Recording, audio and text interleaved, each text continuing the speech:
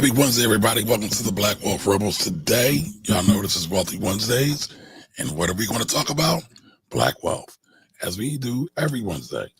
But this week, we're going to talk about how investment clubs can be used to increase or destroy the Black wealth gap. And today, we have a guest. I haven't had a guest on for a while. It's just been me, Jimmy, and Corey having fun. But today, we have Joel Wilson, the president of I Buy Black Investment Group.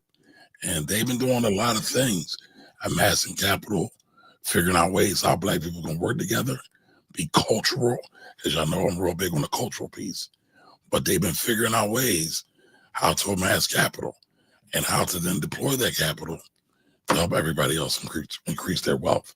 So without further ado, we're going to bring on Brother Joel real quick. Brother Joel, how are you, sir? Hey, Kamari, man, I'm doing well. And yourself? Good. So Joel's been seeing all these shenanigans about boycotts, and he said, Kamari, we got to talk about Black investment clubs. Now, for the record, we have been talking about boycotts. We've been talking about Black investment clubs, but now we have another voice to shed another perspective on it. So, Joel, let everybody know why you're qualified to talk about Black investment groups or clubs. So, Kamari, first I want to say, thank you. I appreciate providing this time to come out and just talk to your audience. And your show is incredible, man. What you and Jimmy and Corey have been doing is just such a value add for our community. Now, so far as I'm concerned, and why should I talk about Black investment clubs? Currently, I serve as the president and the founder of IBB Investment Group, LLC. This is an investment club that was started back in 2019. That's our official start date. And it was just myself and four other people are the founding members. And from that, we grew to a number is about 45 partners now, but we have a good 10 people in the pipeline. So we should be crossing that 50 threshold, hopefully within the next month or so. Nice. And this investment club is really successful. There was no one's great uncle gave us any money. We started off with the goose egg, with the zero. We the five of us all put up $200 each, and that was our initial $1,000, and we launched the investment club from that.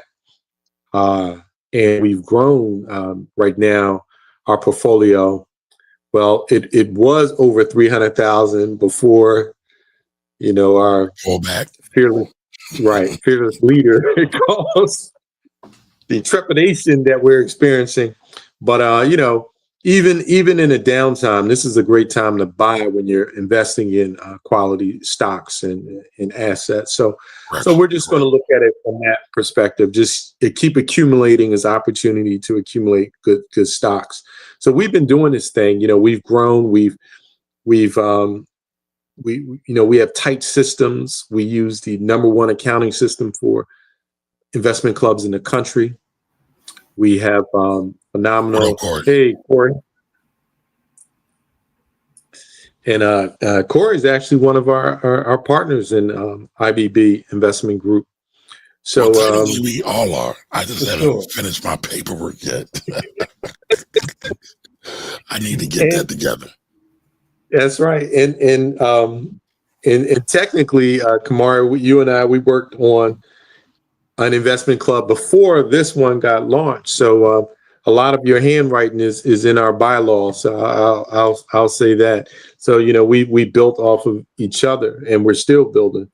But we've just built something that works. We built a voting system. So no matter if you're someone with a smaller interest in a club or a larger interest, your voice is heard and respected. And we have the framework. We can see we can cross that $500,000, we can cross that $1 million in bigger things, and more importantly, we've learned how to work together. Like no one's falling into a disagreement. I'm taking my ball and going home. We know that what we're doing is bigger than any individual idea or ego. So Gotcha. we got to figure that out. But let me jump in right there, right? So you said you're a little under 300,000. The market's kicked in, right? You said nobody has said we're going to take our ball and go home. A lot of people get scared when the market falls. Matter of fact, I was running a little bit late today because a 96-year-old elder called me who's been friends of my family for years. And so she always calls me, and I always take her call because I feel like she's an elder. But the market's been falling. She's getting paranoid, right? So how do you and Corey, how do y'all deal with people who have trepidation and say, I'm going to take my ball home because the market's falling? Or you're not have to deal with that at all? Let them take their ball home. 40 of us. If one person or two people want to take their ball home, you let them take their ball home, and you wish them the best, and you give them some skills and hope that they learn that the markets are cyclical and they do better. That's my answer to that. You know what I mean? Like I'm not really trying to be fighting with nobody to do the right thing. That's not. Yeah, but there's some magic sauce to it somehow. There's no magic to it, right? Either you in or you out, right? People. No, but listen, no. Listen to me. It's about intention, right? If you intend to grow, then that's what you do, right? It's not about. It's some things are cut and dry, right? If you scared, you gotta let scared people live in the lane that they live in, right? Right, but for the people. Well, let me jump in here. Go ahead. Let me jump in here for a moment. So, for us as an investment club, we were founded in 2019. So we've actually weathered the storm of the COVID drop. Right. And when that happened, there was no real pullback no one left the club, and there was no pullback on folks with their monthly contribution. So for us, we learned from that, and we saw how once the market came back, how much value we had built in because we were able to acquire more shares. So I think for us, we lived through it, and then now for folks who've joined since then, they can sort of see the culture when they come on our monthly meetings. They can see how we are, and to Corey's point, we're not showing the leadership and just the folks who've been there. We're not showing a fear. We're not running around with our heads cut off, and people see that and they just fall in line with it. And these last couple months, I look at the new partners that have come on since we've had an election, and those newer partners that have come on, they've been maxing their monthly contributions. So they've come on strong, and we just got our last report for February, and it's probably been the highest month of regular contributions coming in. Yeah. So it sounds like, but y'all are using these dips in the market as learning opportunities as well. Accumulation opportunities. Okay. Buy was good. No, I want that.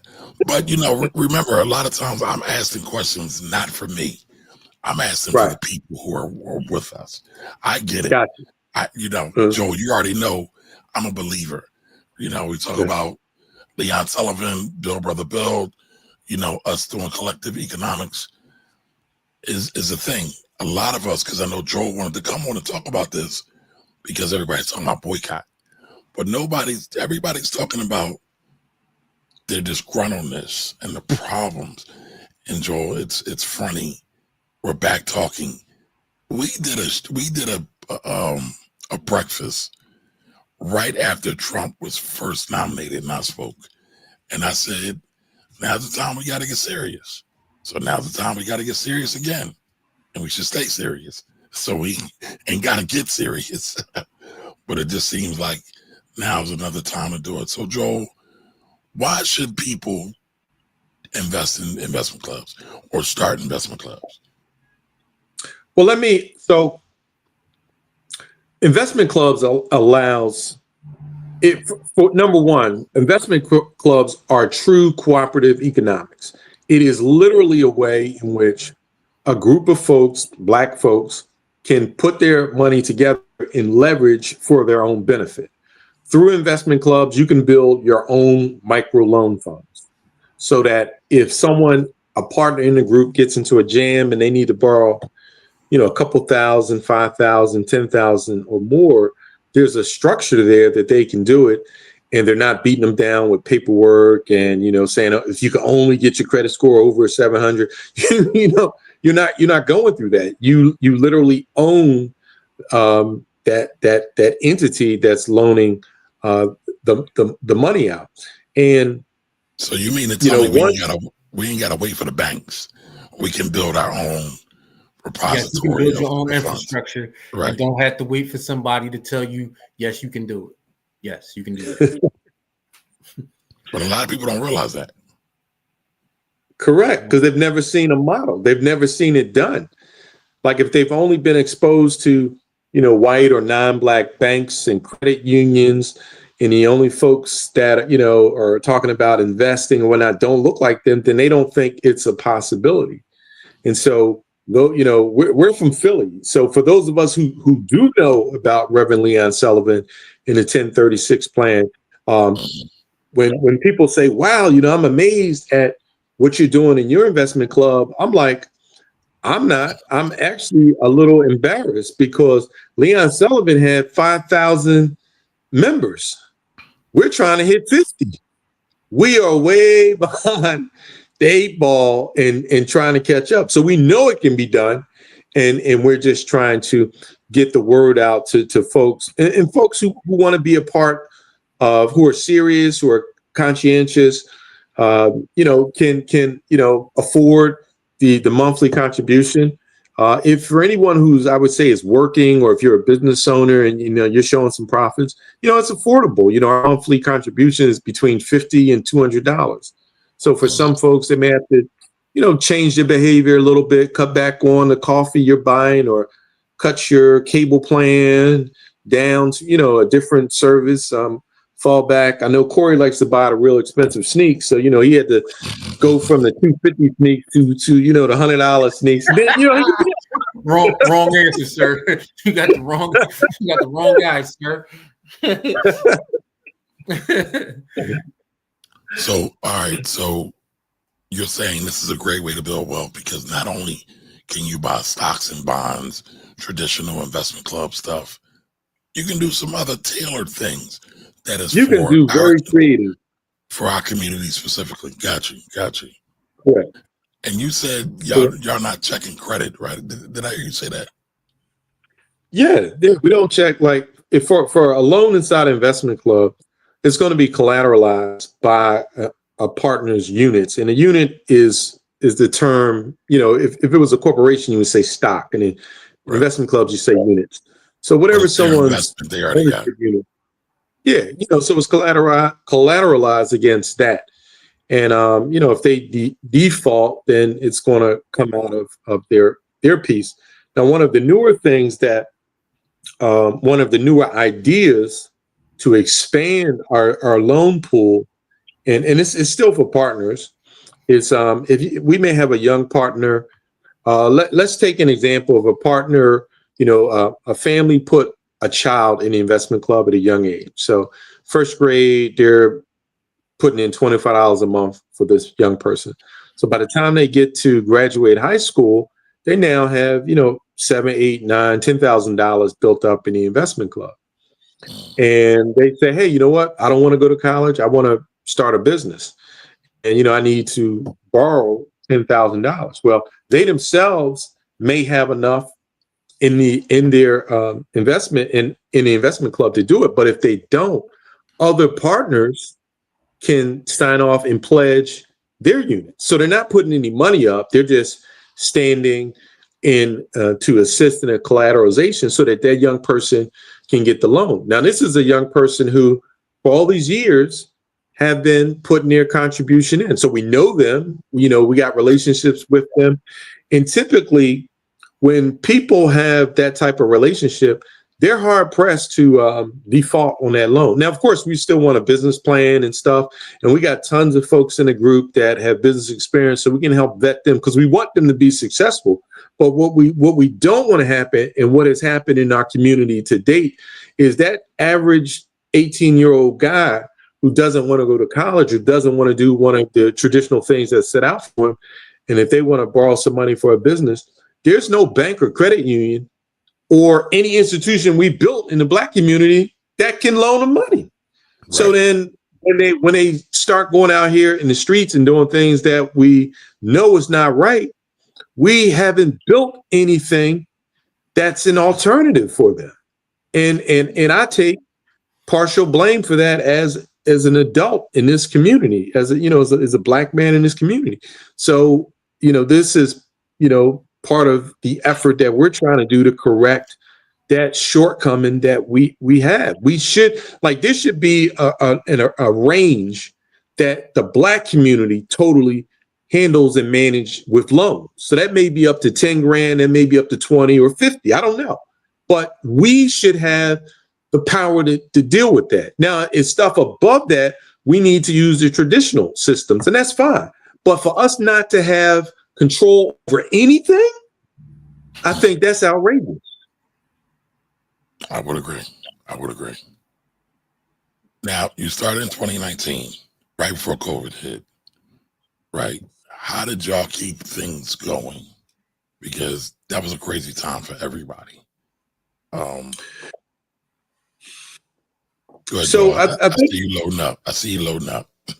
No, I mean, I have a short answer, and then I want to hear Corey, because Corey's been with us since 2019, I think. Sometime in 2019. This is my 5th year, so 2020. 2020. Okay, that's still a long time, man. It's still a long time. Yeah. But before you can join our investment club, you have to read Miseducation of the Negro. So that gives everyone a foundational piece rooted in our history and culture. And I think that has a lot to do with the glue, like Dr. Asante talks about, the cultural glue. So we've been intentional in having a process to build cultural glue in the group. So I think, originally we were meeting in person. We were actually going up to Anita T. Connor. She has a CPA. She has a beautiful office in Jenkintown. And then when COVID hit, we had to stop going there. We moved to Zoom, but we built that glue, and then we started doing events at least twice a year to give people a chance to come and be together in fellowship. And so now those events have grown to be sizable things that people are looking forward to, and folks are building real relationships, because there's a lot of just between partners in a group, a lot of folks are doing business or building friendships and hanging out and doing stuff like that. So I would say those are the contributing factors to why we have, weathered the storm. Now, Miseducation of a Black Man, that's a heavy book. Not really. I mean, I actually love it, but for some, they find it heavy. Do you find a lot of pushback for people say, well, I want to join, but I don't want to read the book? No. Not at all. Good. So then that means y'all doing a good job sorting. Well, people, I think we do filter. So, we have a process for filtering, but a lot of people are hungry, and a lot of people, and I don't think our traditional Black leaders really understand this.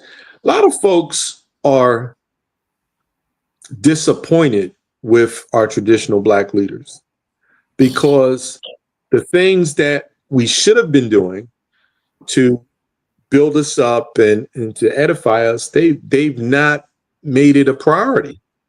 And this last election has come to bite us in the butt because, the average Black kid in America has not read Autobiography of Malcolm X. When we go back 30, 40 years, everybody read it.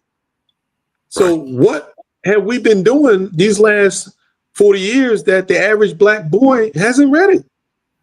So this goes to our church leaders. This goes to our civic leaders. This goes, like, anyone who throws the title leader. What are you helping? What have you helped young people to read and learn about Black history and culture? You can't put it on someone else. And I'm tired of hearing it's the school district's fault. The school district has been horrible forever. I mean, it's never been a good school district in Philadelphia for Black people. But we were able, as a community, to impart way more information and get way more success cases out of this city than we're doing right now. And so, I'm not trying to say the school district shouldn't do a job. They should do the best they can. But regardless of whether they do it or not, I'll say it like this. Regardless of what the school district did, it's our responsibility. Right. My parents was going to make sure I could read regardless of what the school was doing, period. Yep. And I'm sure Corey feels the same way. Yeah, I told you, we went to Central and everybody else went to high school. Oh, God. I forgot Joel was part of the goddamn cult. So I'm by myself again, yeah, I'm by myself again. Oh, Lord. Education was important around these parts. As it should be, though. I mean, we joke around. That's our joke, but I have nothing but love and respect for Central and the Centralites. Matter of fact, I was telling Corey, I was at an event over the weekend. Sister came up and she said, yeah, I went to school with Jimmy and Corey. I said, oh, damn, you part of the cult. Don't beat me up. But she said, we love what you're doing. Said, love what y'all doing. So it was a great interaction. But back to the investment club, right? So not everybody can be a part of it. They're not like us. Everybody's not like us. They got to read in order to get in. They got to put their money to get in.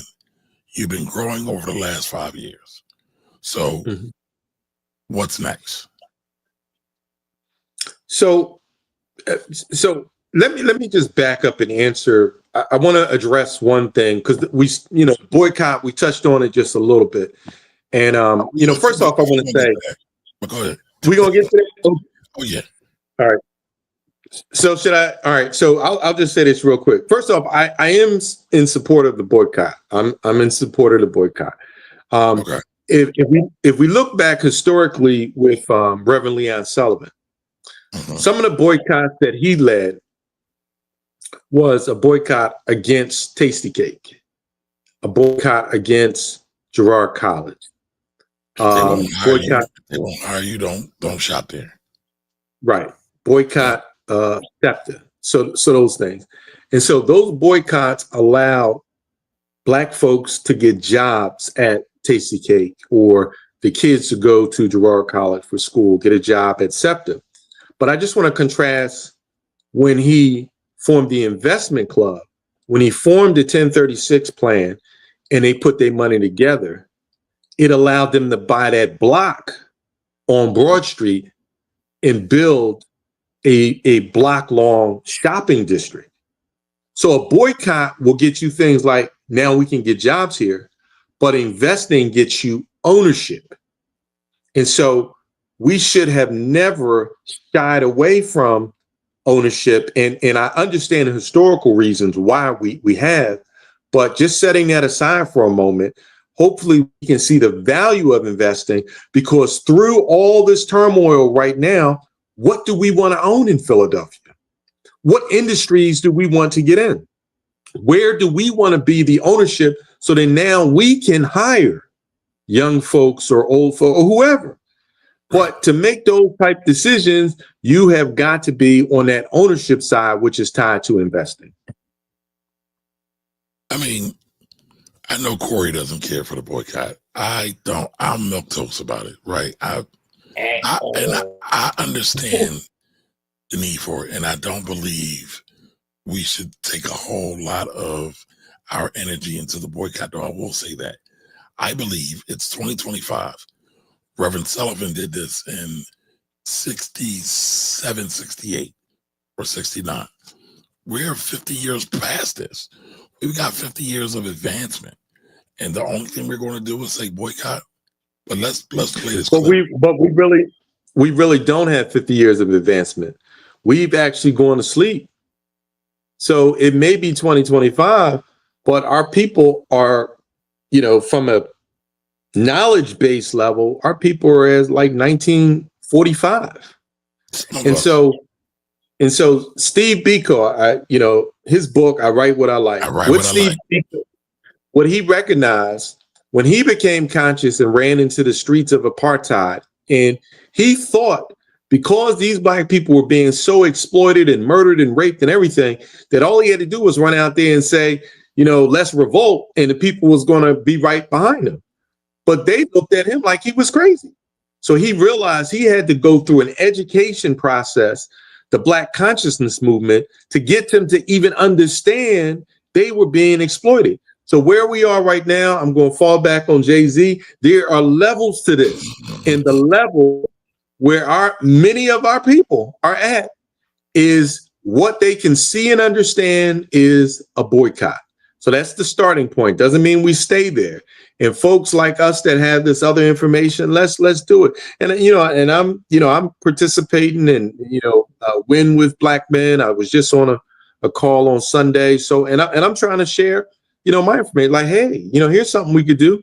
Hey, we could do this. So that's my approach. I'm not going to go against the boycott. And I'm going to tell you, I'm proud of Pastor Jamal Bryant and what he's doing on the national stage. I'm proud. I think the brother is showing some kahunas and really pushing forward, and with Roland Martin and a lot of folks,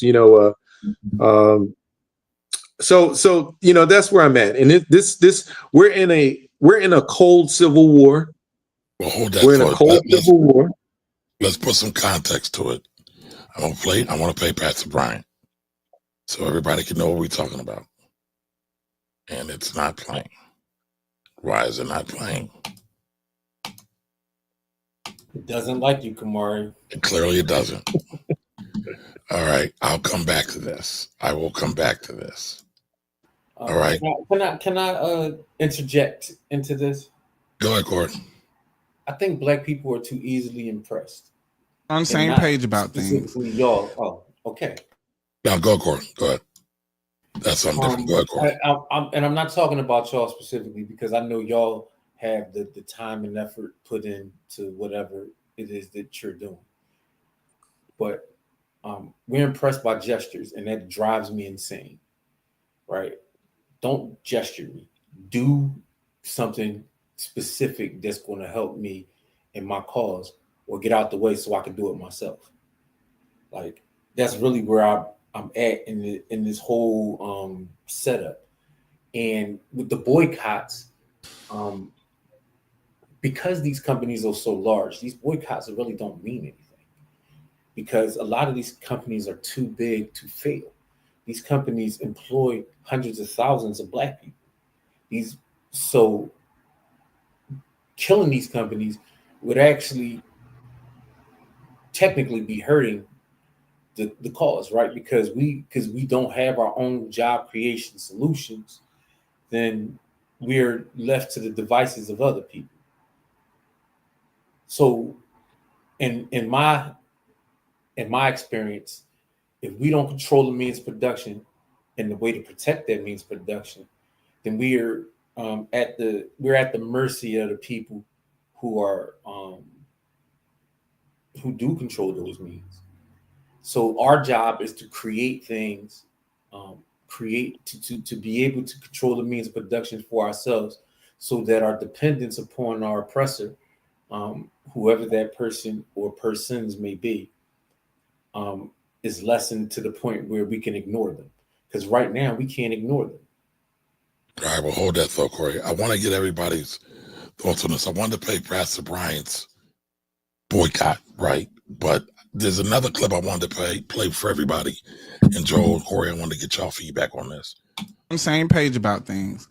Let's address our problems and let's find solutions. By the way, this is a little long, so we're not going to watch the whole thing, but we'll watch a good part and we'll interject to some of it. In a common place. Let's stop. We at home plate. Stop worrying about getting on second base and let's get to first base together. A lot of you niggas get on first base, start trying to steal bags, trying to show off. There ain't enough. You can't think your way out of a condition. It got to be a collective effort, because it was collective effort to put you in one. So you can read all the books you want. You can get as many degrees as you want, and them still your people in them conditions. And you can think you better than them. And you can live the rest of your life in them. You can isolate yourself and you can live without community. But it takes a collective effort to get you out of condition that it took a collective effort to put you in. So let's focus. Let's lock in. 40 years. 40 years. The last 40 years. That's the knowledge. That's the place we should operate in, because it dictates so much about where we at now. Now, Joel, you mentioned what happened over the last 40 years and how we basically regressed over the last 40 years. So I thought it was interesting that you teed up the whole thing before I even got to it. There was so much economy loss. There was so much community loss. There was so much family loss. There was a lot of dynamics lost, a lot of lives lost, a lot of minds lost. We lost a lot in 40 years. And we're trying to get it all back by hustling and doing LLCs and being CEOs. That ain't how you going to get it back. Because what you're doing is you go back and you're trying to exploit your community, because a lot of y'all do business like crack dealers. You look at your community as custos, as clientele. No, these are people. Now, Corey, where have you heard that before? Yeah, Kamari, that's Kamari's war call right Yo, there. I was like, damn, he was reading my mind, but okay. Yeah, he was. These people work hard for their money.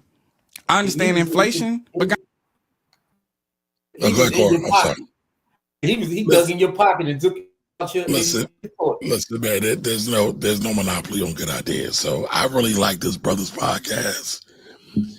He doesn't talk about language like that. Y'all know I hate the N-word, but I get what he's talking about and I get where he's going. goddamn, a haircut ain't $100. Not I don't give a fuck how rich your client is, nigga. Shouldn't cost motherfucker $500 to get their hair done, and you talking about bitch come with your hair washed. No, that's not how we do this. Stop hustling. Y'all niggas got business mentality like crack dealers. You think if you open up a restaurant, you could treat the patrons like shit. You're in the service industry. You think you had to be nice to people as a waitress? Think about how nice you got to be to motherfucker now that you own it. You get in the service industry and then you don't want to do service. This doesn't make sense. We're hustling backwards. You can talk to crackheads crazy. They're fiending for it. Nobody wants that burger that bad, nigga. Nobody wants that salmon that bad. Them lamb chops ain't that damn good. They ain't got the nerve, no price. Market price. Nah. Gratuity already. Nah, you wouldn't have to add gratuity automatically if y'all niggas knew how to do service. Stay out the service industry if you don't want to serve your people. We not clientele. We not custos. We not J's, nigga. We coming in this place to patronize your business because it's a black-owned business. We want to come in here and catch a vibe. We want to come here and catch no fucking attitude with you because you own this bitch. Yeah, you own it. Now act like a motherfucking business owner. I ain't saying let niggas handle you, but goddamn, don't handle me. That's why we need to address the last 40 years, because the crack epidemic took a lot from us, including our customer service, including the way we treat each other. I mean, there's so many things that he touched on there. But before we get into it, just want to know what the audience thinks about this, and just want to say what's up to everybody. And we'll get deeper back into the investment club as well. All right, and Dog, what up with you? I really love when the markets are on sale. Yes, sir. I love the growth as well, but this is the prime time to buy. That's right. When there's blood on the streets, time to buy. What's up, Anthony? Welcome. All right, Ant's loading up on ETFs and NVIDIA and their stocks. All right. Nicole Aubrey, what up? I got something special for you coming up soon, so stick around. Oh, God. Here we go, Don. What up, Don? In the words of the great Nate, how much to get in that pause? Oh, God.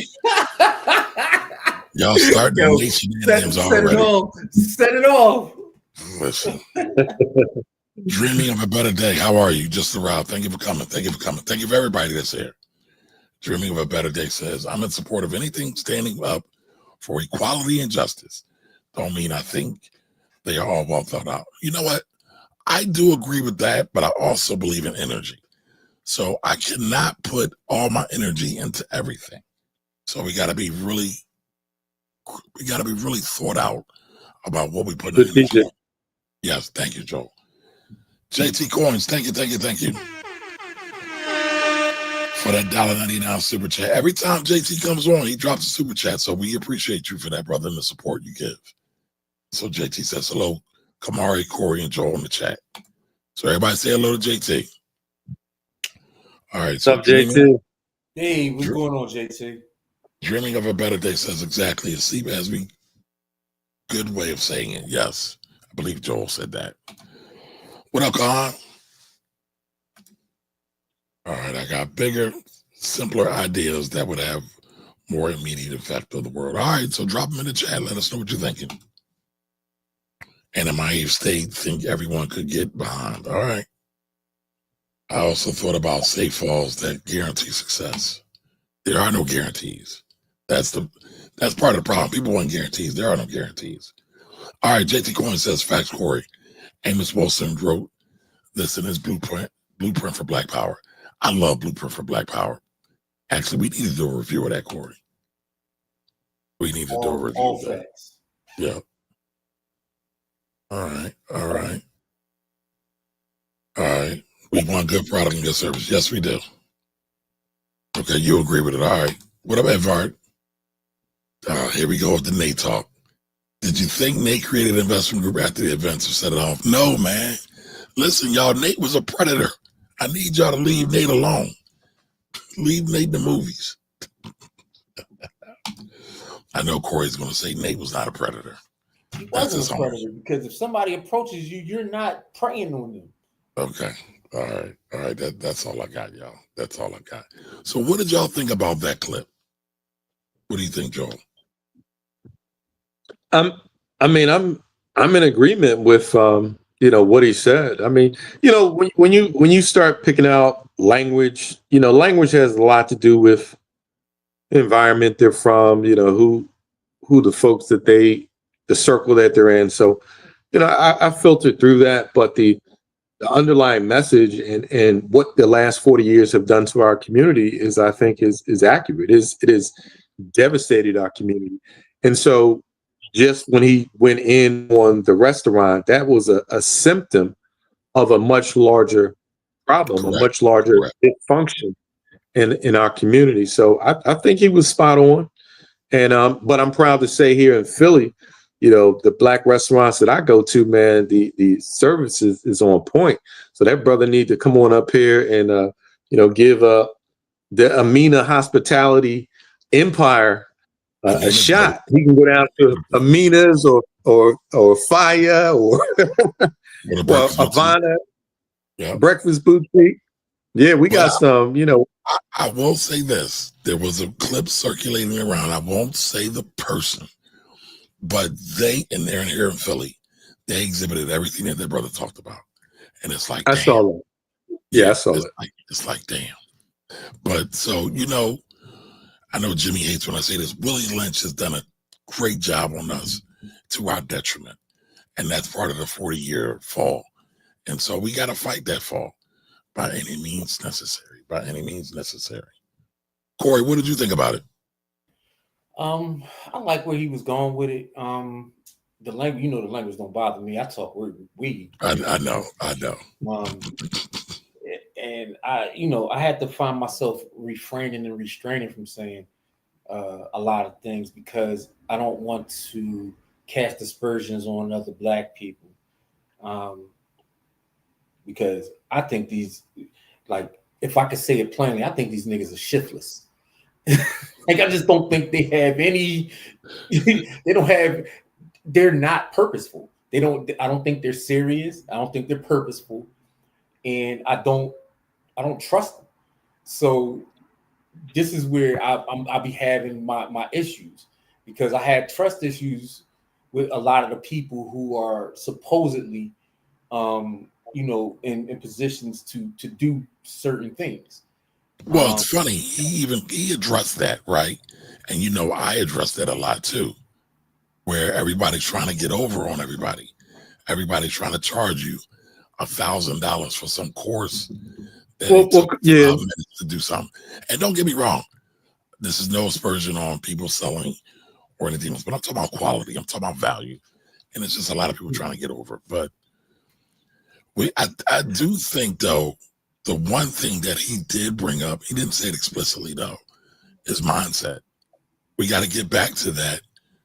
You, my brother, you, my sister, we in this together. I love you, you love me. Even if we have problems, we're going to figure out how to work through it because that's what other cultures do. Yeah, see, my lack of trust is really centered around action, right? Because we got a lot of talkers and a lot of people who blow V8 and their lips move way faster than their hands and their feet. They get you seriously, right? If you look at our community, we got a lot of lip service people, and not like I'm not a big fan of Al Sharpton, but his feet move. When it's time to do something, he get up and go. And Right? I don't really think people understand what Al does. That's why he gets such a bad So rep. I mean, Al has history of he has history with the police and the FBI that people don't really bang with, and neither do I. But what I'm saying is, in our community, he's a mover. He get up and go, right? Like Dr. Umar, I seen when there's an issue, Dr. Umar get up and go. Like these people are get up and do things, people, not talk a bunch of ish and don't move their hands and their feet, people, right? And so I don't always agree with their messaging, but I always agree with the fact that they get up and go, right? And then So let me jump in here just for a moment. I'll just share my experience, and I know not, one single person experience is not going to hit everything, but I have seen like there are different groups of Black people and how they were educated, how they were introduced to business, and where they live, and whether they went to jail or not, and all these things come back and they impact on how they live, like how they'll do business with you and stuff like that. So I know with brothers that I have met and worked with that went to prison, those brothers who actually went on a process of changing their life and I'll say are reading or have read the traditional Black canon. They're reading Malcolm X and Naeem Akbar, just the traditional Black books. You will see you will see great human beings in how they have evolved. On the flip side, you have brothers who went to jail and they've learned to improve their scamming, whatever. And they may learn how to put a nice twist on it so it's more presentable, and so they can get on YouTube and pitch something and it has no validity to it. They're just trying to make money off it. So I've seen that difference, and so to me it does go back to education and socialization. And what I try to do, I know Corey, you have a youth program, and I have a youth program as well. Is like in our youth program, we're literally and it's a tech program. So in this tech program, the kids are reading Black history and they're learning about civics and history and culture, because I'm trying to build rounded people and people that understand our context, and they're not just trying to get over on everybody. Like they're trying to have empathy and they have value. And as a community, we've stepped away from that. For many decades at this point, if we had a young man who could play either football or basketball really well, we did not demand anything else from them. They didn't have to know how to read. They didn't have to be a good person. They weren't expected to shovel the snow, just be a decent, respectful person to the elders. We just put them on this pedestal and it ruined them. And so we got a lot of ruined young men and old men at this point because of the way we've allowed them to be raised for the last 40 years. And so I really love what the brother was saying. And I think we do need to be very intentional on making our youth better over these next 40 years and making our community better over these next 40 years. So that's my 2 cents. No, I mean, I get that. I agree with all that. Um, my personal thing about the language isn't I was over the language because I thought what he said was so spot on. And it's funny, it's so reminiscent of what me, Jimmy, and Corey say all the time. And it was just sometimes you need that type of language though, because a group of people Yeah. speak that way. They speak that way. Yeah. So I get it. I get it. But again, the tie-in with the culture, you got folks reading the miseducation of the miseducation of the Negro. I misspoke earlier when I said the miseducation of the black man, but the miseducation of the Negro. That's not always common, and a lot of times people just say, "I don't want that black power stuff. I just want to get to the money." But they miss that you get the more money when you truly understand your culture and how to work together. And so, Joel, how do you feel that has played a part into the club? Well, I'll say for us as an investment club, anyone who's unwilling to read the book, that just tells us from the gate that they're not a good fit for the club. So it's a All non-starter. You can't join.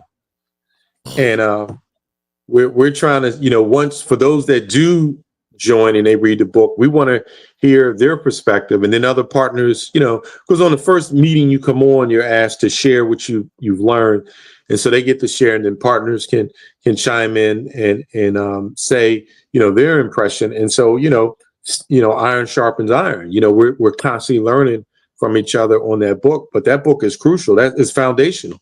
If you are unwilling to read the book, you cannot join the group. So anyone who's listening, if you're going to hit Mari up trying to join, first thing to do is go get a copy of the book. Matter of fact, it's free PDF floating around. So start reading it now. YouTube has the whole audio book for Miseducation in Negro. You can listen to it in the car, but that's foundational. That's foundational. What's one thing that out of that book that touched you, Joel? The thing that stuck with my head the most is the part when he talks about if someone is miseducated and they don't really know who they are, they can be told to go to the back of the bus, and they are just willing to do it. And if there is no way to get to the back of the bus, they will cut a door in the back. Right. Because that's where they believe they need to be. And to me, that was just so powerful. I was like, man, if this ain't where black people are, I don't know what is. So that just stuck with me. I know for me, the one thing that was powerful was that book was written in 1933, if I'm correct. I think the 20s, actually, in the 19, like 28 or something. Yeah. Okay. But the same issues that were happening then are still happening now. And it's mind-boggling. And he said, and he even, I don't want to say that, he said that there have been several generations that they've been even dealing with the problem. So it's like, wow, why do we keep having these problems over and over again and we can't solve them? That we can't solve them isn't true, because we have had people who have been problem solvers in our community. Our government does not allow for us to have our problem solved in any kind of permanent way. And I'll say it that way without. No, I mean, listen, COINTELPRO is real. I'm not even talking about COINTELPRO. If you just look at the history of the leaders of any black movement that have helped black people in any large numbers, those people end up in jail or assassinated. Right, and a lot of that was COINTELPRO. I was just shortchanging it. But COINTELPRO is shortchanging it because it didn't happen just here; it happened around the world. Correct. And COINTELPRO was just 50s, 60s, whereas this has been going on since we got here to this country.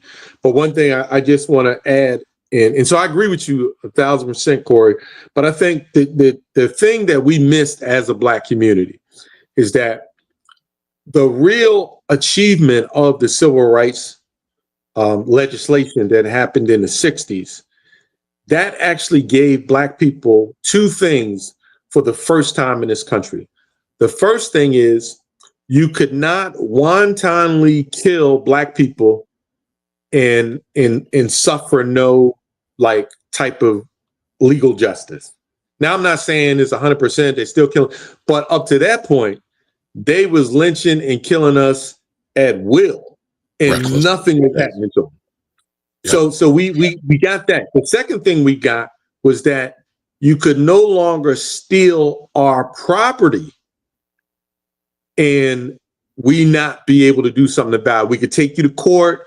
You know, up to that time, they could do whatever. The mistake we made was that when we got these two things, instead of going harder at the Black Wall Street, rebuilding our towns and buying up stuff and investing, instead of doing that, we dropped our money in consumer goods. Meek Mill, if you listen to Meek Mill, all he talks about is wasting money. He is the poster child of why Black people are broke. And he doesn't. I disagree with that. Now I'm gonna tell you why, Joel. Go You ahead. said you gave Jay-Z a nod about levels. That's actually a Meek Mill lyric. Secondly, I challenge you to listen to a song called "Free," and he talks a lot about Free. right. I have listened to Free. A lot about that. Now, what I will agree with But you wait. on is that, Now I'm gonna throw. Let's do a percentage. Do a percentage. That one song versus all he put out. What's the percentage? We ain't gotta go that. We ain't gotta go that route. Because where I will agree with you that a lot of Black culture is centered around uber consumerism, and it's Correct. crazy. And so Correct. the community creates the rapper, the community creates the athlete, and so that's why I push back on that just a little bit. And honestly, it's not even really a good pushback. I don't know. We got a lot of manufactured artists at this point. In the beginning, I would agree with you, but now with they've COINTELPRO the rap industry, and so you have artists. Go ahead. But there's also a lot of, and we've had a discussion before. While there are a lot of manufactured rappers, right? There are also a lot of rappers who don't get any due, that are very, very dope, who are very conscious. I agree. But they don't get any shine. And so, it's when we let corporatism take over hip hop, it's been a bad thing ever since. Bad thing. I agree. That's something that we should have invested heavily in and we should have fought tooth and nail to control it. We should have been like the mafia. Anybody these white companies, when they first started trying to get record companies trying to get our youth to be artists for them, we should have been putting a message out that they know that they couldn't do it. And we failed to do that. I mean, Sugar Hill was here first. I mean, they got destroyed, but I would agree. But it takes that kind of mindset, right? Because everything we're both talking about is mindset. And you got to have the mindset to say, you know what? Meek Mills needs a record label. Instead of him going outside of the community, why aren't we putting our funds together to fund our own distribution? And I know I'm oversimplifying it for everybody in the audience. However, that's the mindset we got to be on, to say, let's do everything in-house. Let's protect ourselves. Let's protect our artists. Let's protect our business people. So I totally agree. Now I'm going to try to play this clip one more time with Pastor Brian, because I got it to work, but I don't know. Didn't seem like he wanted to cooperate with me, but let's see. I am calling the conscientious Christian community all over this country, the conscientious Christian community all over this country. I am calling for a 40-day fast from Target. Beginning on March the 5th. Go to targetfast.org. Targetfast.org. I am believing for 100,000 people are going to sign this covenant commitment of not just prayer, but fasting from Target. Here's what is amazing. Listen to me, because what we learned from the Montgomery bus boycott is that racist America doesn't respond to speeches. They respond to dollars. And if they start losing $29 million a day for 40 days, we will break the back of the system. I want to go on record that not only am I asking you to fast for 40 days from Target, I am telling you to sell all of your Target stock. I want the stock to go down because we are standing in righteous indignation against racism and sexism in this nation. All right, Joel. So you in support of the fast? You selling Target stock too? I don't own any Target stock, so I don't have to worry about that decision. But this is what I will say, Kamari. In a perfect black world, we would be amassing cash. So at the end of it, we would know exactly how many shares to buy to get board seats on Target. And that's how we would be doing this thing. But we're not in a perfect world. So I'm glad you said that, sir. Now, it's funny. Dreaming of a better day since how many people got stock. That's sad, but I know where you're going with it. And it's very sad. All right, not giving up my stock in Target. I'm not mad at that either. I get it. Talking to my mentees, but wanted to stop by and say hello. Listen, keep doing the work. You working in the community. We need you talking to these mentees. So that's good stuff. All right. The economy is set up generational poverty in place. I would agree with that. All right, let's try capitalism. You know what? I love that name because I don't think black people have ever really tried capitalism, but that's a whole separate aside. Board seats on Target. 10 million people buying $100 per month is billions. Okay. I don't know if it's 100 million people, but okay. And you don't even, I don't know the numbers, but you probably don't even need that many. But it's just that we don't have the coordination. We don't have the mindset to pull it off.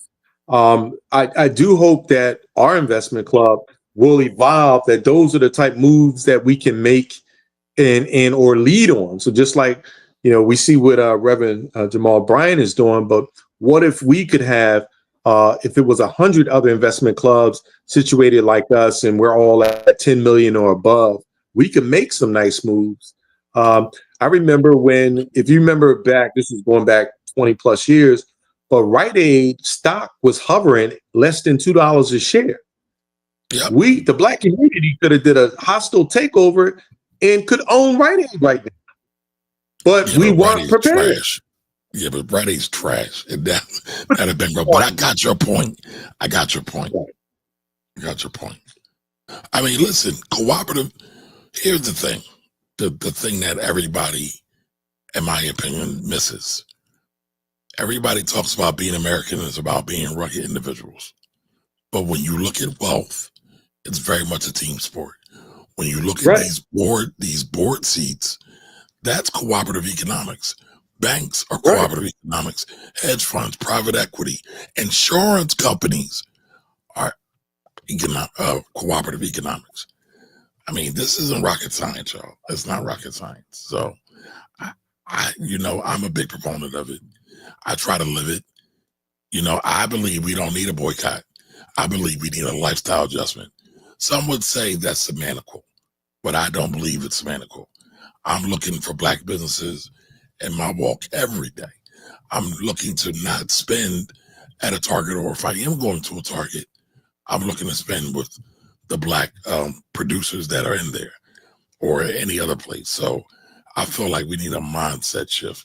We need a lifestyle shift. But I agree with the sister that said dreaming of a better day when she says, I'm for anything that stands for, equality and justice. So I do believe in that as well. So I don't know. So Joe, you said 100 investment clubs. So you want to help spur on more investment clubs in the black community? Joel, did we lose you? Corey, I think we lost Joel. Joe froze on us. Yeah, I think he froze the bot. They got him. Coinstar Pro got him. They got him. All right. So hopefully Joel will come back. Hopefully Joel will come back.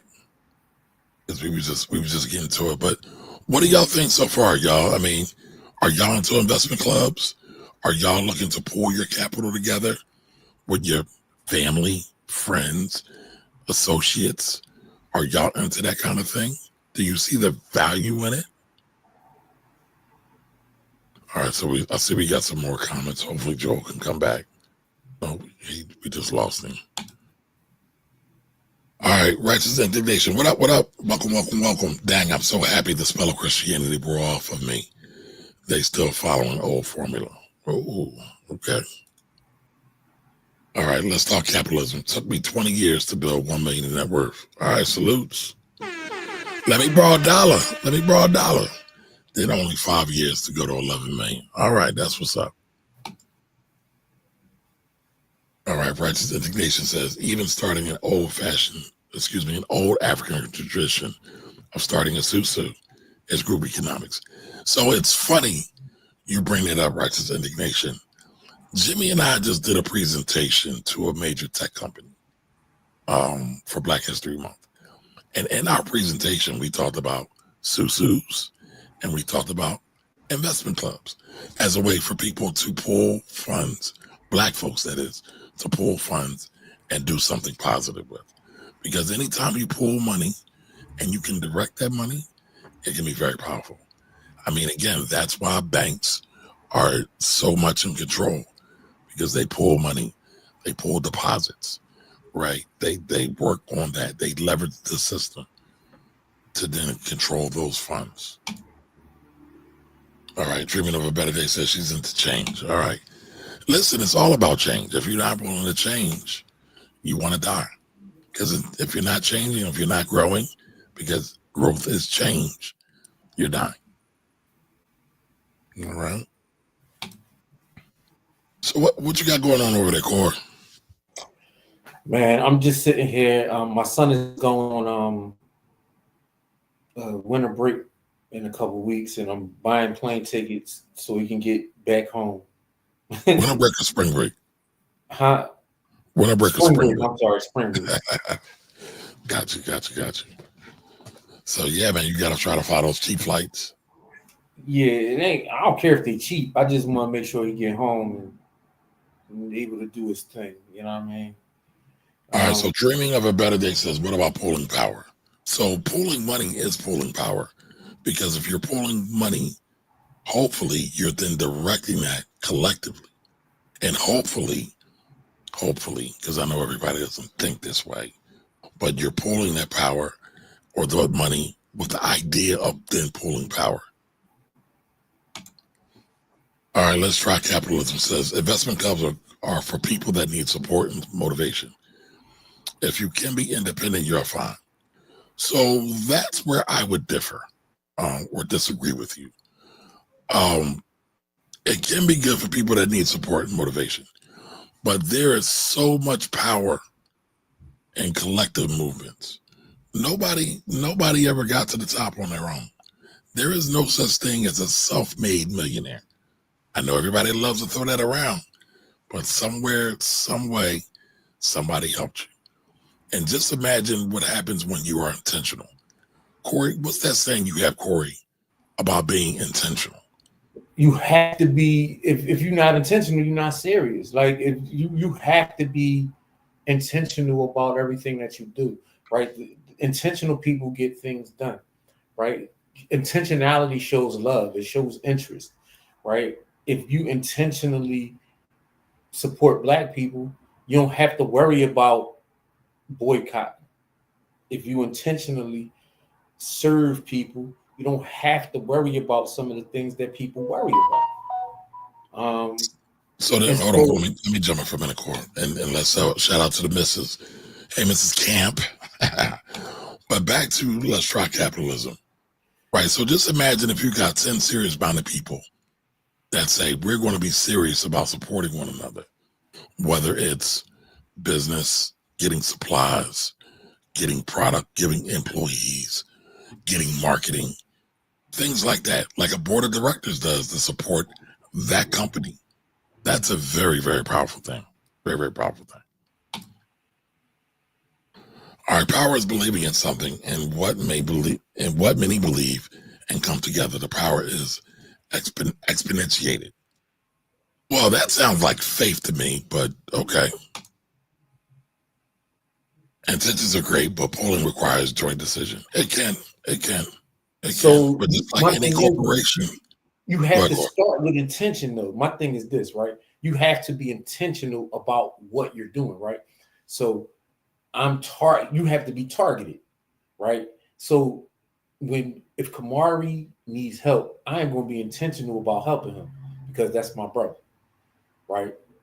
If somebody in our community is intentional about becoming a football player or a basketball player, right? What they do to show their intention is to go to practice and get up jump shots. Or if they're intentional about playing football, they go to the football field and work on their moves or whatever they do, right? So intentionality is not just about intentionality is the energy that begins all of these other things that we're talking about, right? You have to want to do it. You have to be intentional and say, I'm doing this regardless of whether or not the opposite side cares about this, right? This is about the people who want it and who need it, right? There's a thing called the tipping point, right? Where if you have enough intentional people, things start to happen at a crazy rapid rate, right?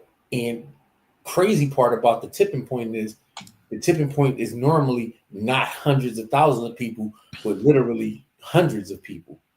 You see what I'm saying? Like the Black Panther Party movement, the Black Panther Party started with 30 or 40 people being intentional about what they were doing in their own neighborhoods. Yep. And then it spread across the country because that intention, that energy became action. But I knew Les Schwab Capitalism understood intention because he said he got to $1 million in net worth and now he's at 10 million. All right. So Joel said his phone died. Hopefully he'll be able to get back on at some point. So yeah. But so again, just imagine if you just take a little bit of that and you give it to some of your community who are deserving. Because I don't believe in wasting energy, intention, or money. Right? Everybody not worthy. I will tell you that right now. Yeah. But there are a lot who are. And our job as stewards in the community is to try to find those who are worthy. That's what I believe. Don has a great question and I can answer it. Go ahead. How is equity determined in the investment club? Can you have larger initial investment? So the answer to the initial investment is no. You come in at whatever level you come in at. I think it's $300 total Yes. to come in. And then it's $200 a month you can put into the club. But how you get larger equity stakes is that when we buy, we do a lot of special projects and you can grow your equity stake by buying into those larger projects that we buy. So we bought into multiple businesses where people got larger equity stakes to be able to be part of the club. We invested in what's the social media app? Fanbase. We invested in Fanbase because we wanted to show some love to a Black social media owner. We've invested in we've invested in real estate where we had special special distributions come in. So that's how you get a larger stake. When we have any of those kind of special distribution things, you put in your money into those special distributions, and then you can get larger stakes. Yep. And I mean, just to piggyback on that, so there's a range. You can invest $50 to $200 every month. Yeah, every month. When we have our special distributions, that's how you get larger shares into the club. Yeah. Well, yes, it can be just like anything else because some people will get tricked, right? You said it's tricky, yes, because people get tricked to think certain things are good and well and fine, and they're not. All right, let's try capitalism. Says don't invest money, invest knowledge unless it is money you're ready to lose. I agree with that. I agree with that 1,000%. So the thing that I invest mostly is time, right? Because I'll give people my money freely, kind of, because I don't have the same view on money that most people have. I think money is just a tool, literally just a tool. So I don't get wrapped up in net worth and dollars, stuff like that. Like I invest because I want my kids to be able to do certain things. I want to be able to have, like, people don't live for people, so I want to have a say in my community, right? Right. But I don't have money because I want to stun on people. Like I'm not that kind of person, right? I'm Miss Jane on planet Earth, right?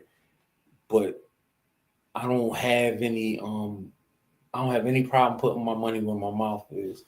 I don't have any problem. But the thing that I would rather give you my money than my time. And if I don't believe in you, I won't give you either.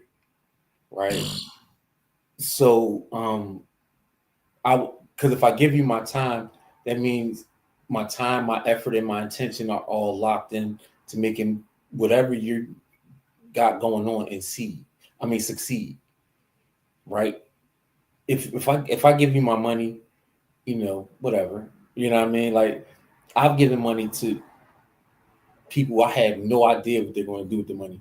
Like poor people on the street. I've given money to I've given money to ladies who are scantily clad in clubs.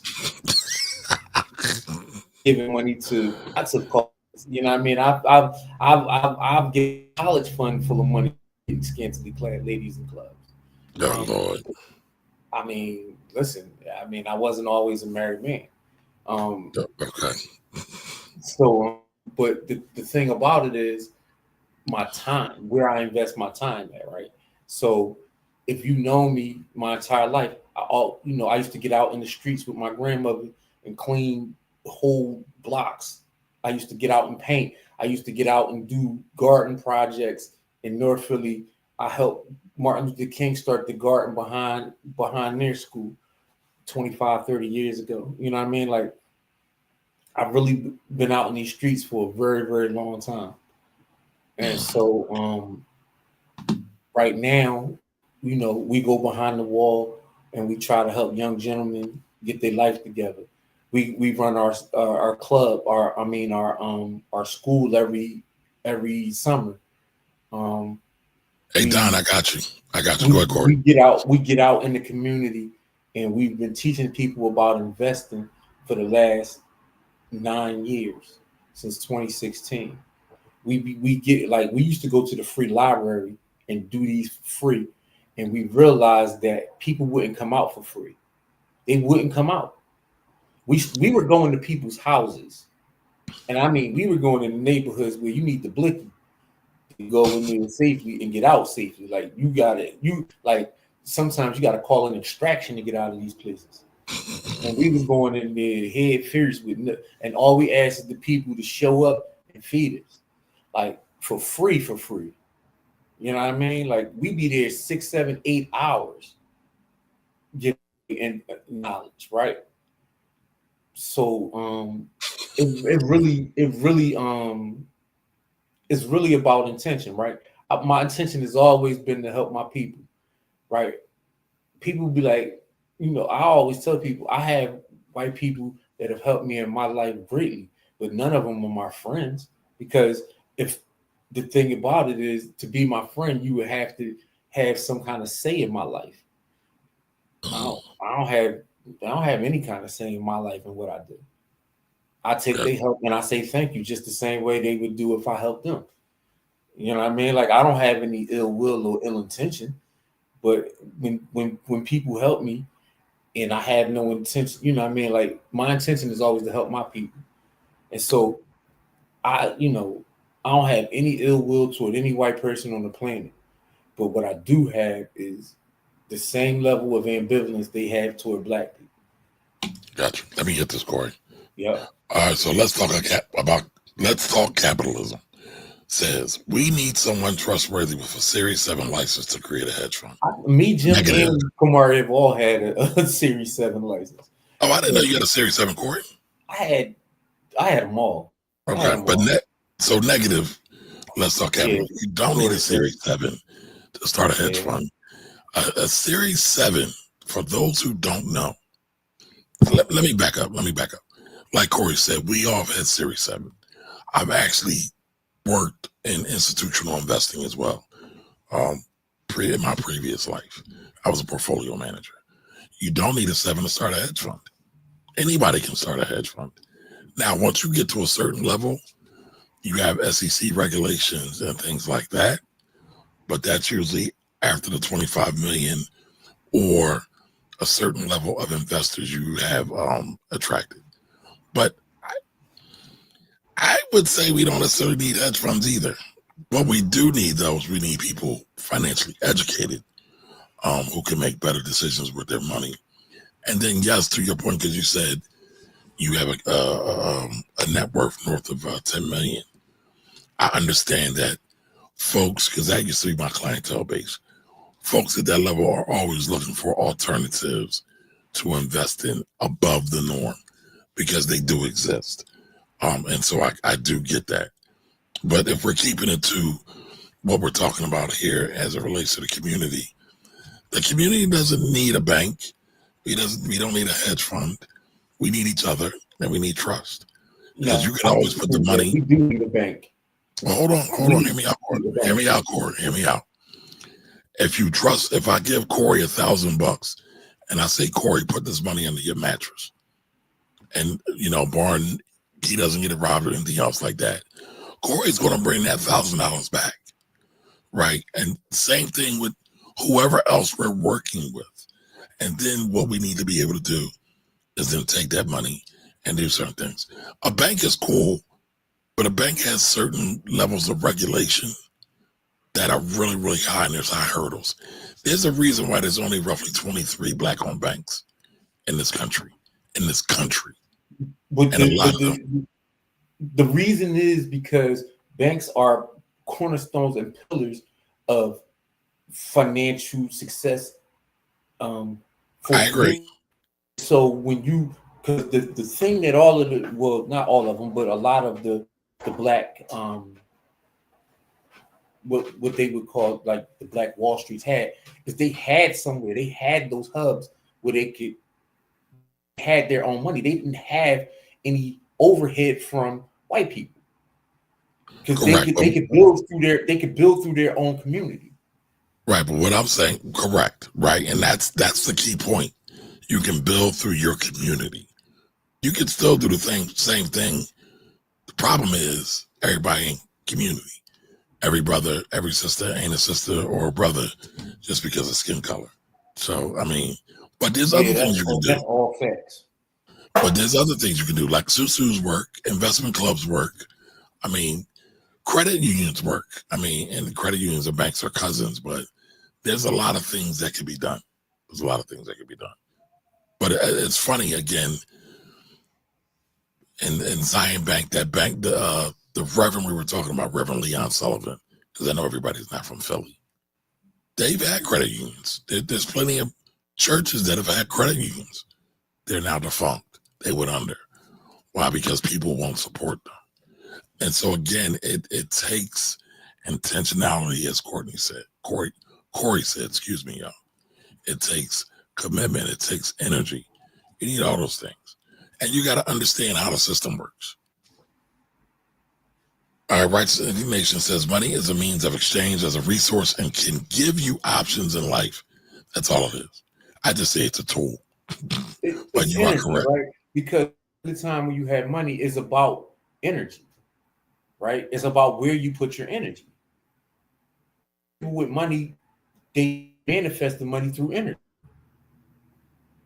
right? Some put the energy in to make sure they have the money, right? So like the first time most people get rich in this country, and it includes white people, is through insurance. Somebody put the time and energy and effort into making sure that insurance policy was paid, and then somebody put the time, effort, and energy to make sure that insurance policy got paid out upon death, right?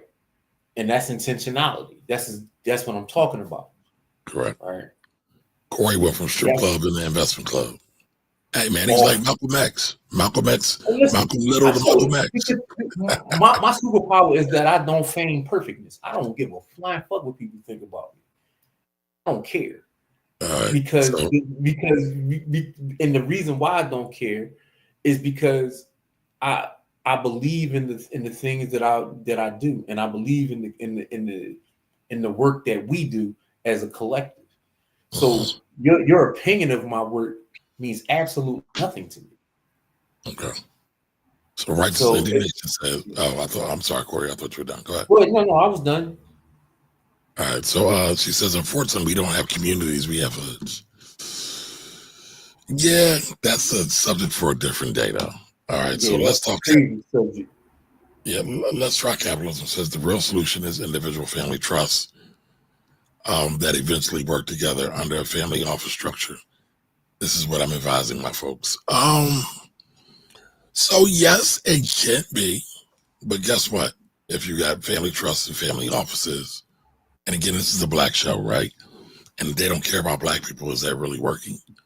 Because I know people who have family trusts and work under family offices, and they don't really care about black folks. They could care less.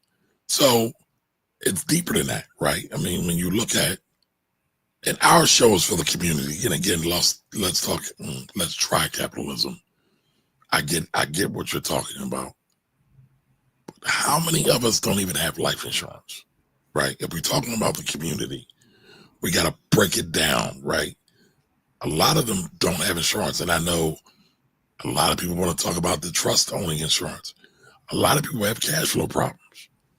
They can't even afford the insurance. So then that's a whole other thing. But yes, we can create our own. But I mean, I believe that wholeheartedly. It just takes time, intention, education, and energy. So, and sacrifice. A lot of sacrifice. So, and humility.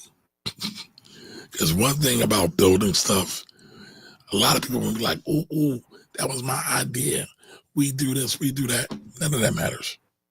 What matters is execution. Like, I mean, me, Corey, and Jim will sit around and, we'll talk about stuff. And listen, we think alike. We may not deliver the same. A lot of us think alike. So it's not uncommon for us to have the same idea. Who had it first? I don't know. I don't even care. I don't know. I know Corey doesn't care. I know Jimmy doesn't. But it's like, how are we going to execute on it? And then how are we going to do it? So, yeah. But, I agree. Again, let's try capitalism. What I would love to see is if everybody could do this. A lot of people, everybody had $1 million life insurance policy in the hood. Oh, man. And the black community, rather. That could be very, very impactful in a relatively short time. It doesn't take a whole lot of education. It doesn't take an extra whole bunch of money. Right. It doesn't take lawyers to get involved. It doesn't have upkeep. No, you should get your lawyer involved, especially with insurance companies. Say that.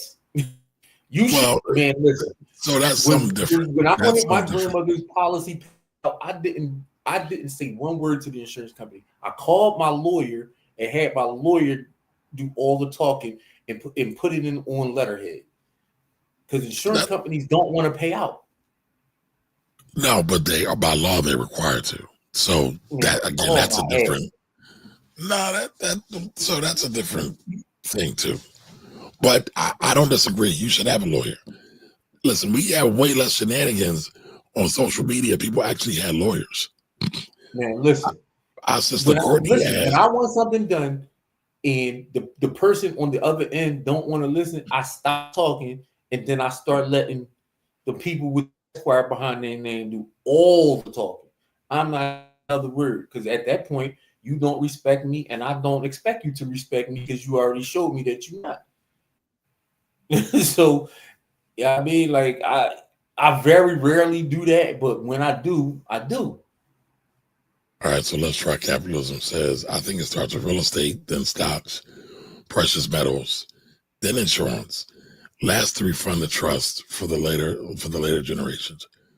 Yeah, but that's people who have trust. What about the people who don't have trust? What about your average everyday worker? So in Philadelphia, the average black person, because I don't know where you're at, the average black person makes $34,000 or $35,000, Yep. something like that. So, I mean, they can get stocks, right? That's the easiest thing to get. They can even buy real estate through the stock market. They can get precious metals relatively cheap too. Yep, and they can get insurance, and it doesn't take a whole lot of money. So that's all I'm saying. That's all I'm saying. But I would also say, if we were to look at the real cost of time, capital, stocks might do better than real estate. When you look over the last 100 years, stocks have done. The saying is true. 12%. Real estate. Oh, go ahead. What's the rate of return on the stock market over the last 100 years? I think it's 10 to 12%. It's 12% over the last 100 years. That's big. Real estate might be 5 or 6. Yep. Real estate's great because of leverage, right? Real estate's great for the leverage, and I will tell you, real estate is forced savings. That's correct. the one. Real estate is forced savings. But when you look at the numbers, when you just look at the numbers, the stock market does way better than real estate. You get better tax deductions, though. I will, no lie. There's no doubt about that. Yeah, Tax you get better deductions tax deductions. are infinitely better. All right, a trust is easy to form. You can form when you buy real estate. That's a part of the country where real estate is cheap. The point of real estate is you need a place to live. Correct.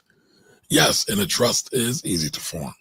It's not always easy to keep, especially when you start talking about crummy letters, things like that. Like, people got to understand that there are tax implications when you own a trust. And depending on what you got going on, your trust may have to do a tax return. And pay taxes. Guess who has the highest tax rate in the country? Trust. Because it's for rich people. But, Joel brought up Meek Mill's earlier. I think one of Meek Mill's greatest song is Levels. There's levels to this. There's levels to money. There's levels to wealth. There's levels to power.